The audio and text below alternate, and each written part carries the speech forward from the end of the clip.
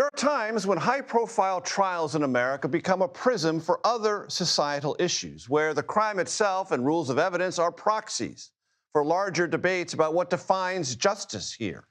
Now, this is always an imperfect exercise, but it's one America has repeated more than once.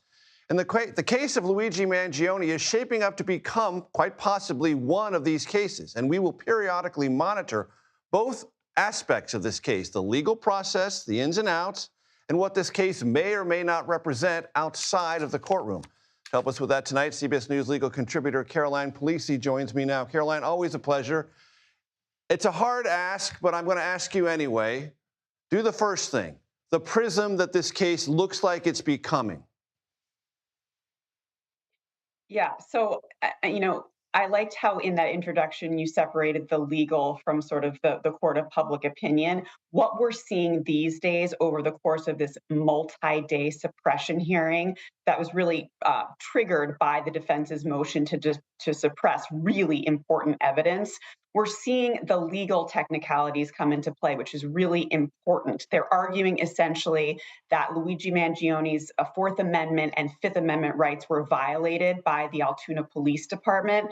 And specifically where it matters most, Major, is in the recovery of evidence found in his backpack at the McDonald's. So he's arguing essentially that this was a violation of his Fourth Amendment rights because it was a warrantless search. Everybody agrees it was a warrantless search, but there are well-known exceptions to the Fourth Amendment protection against unlawful searches and seizures without a warrant. And one of those is a search incident to arrest, wherein the police have a reasonable fear that potentially the suspect could gain access to anything within his grabbable distance, that he may be a danger to others around him and the police.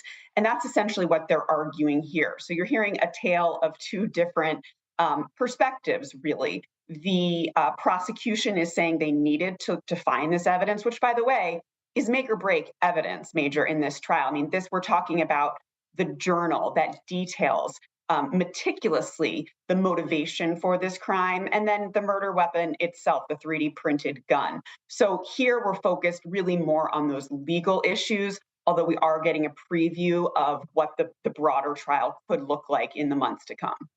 And Caroline, to note, the broader societal conversation about this trial is not to adjudicate the legitimacy of that debate one way or the other, but clearly people are looking at this as the system represented by the victim and someone who's unhappy with the system represented by the defendant. And this conversation and legal jousting over evidence, a representation of both sides, the system and the one who's being charged, as challenging, if you want to believe it that way or view it that way, the system writ large.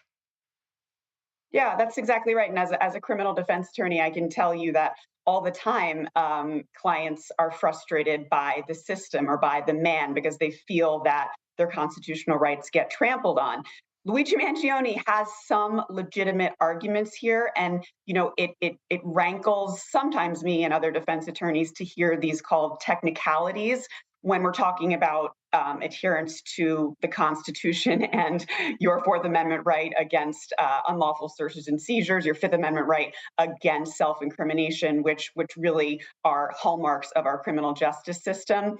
But having been around this system for a while, my prediction is that this evidence likely will come in regardless of any procedural defects that the Altoona Police Department may have engaged in.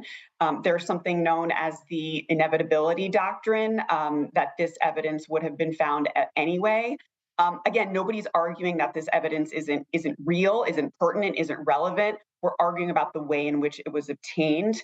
And that, again, has broader implications. Luigi Mangione has a huge following on social media because of sort of who he is, how he has described, or he allegedly has described, the reasoning for this crime. And so, yeah, you're seeing it play out on a micro level here with this macro sort of ideology behind it. And we're going to continue our conversation about the evidence, the process, and the larger societal conversation. And Caroline, I hope you help us with that in the not too distant future. Thank you so very much.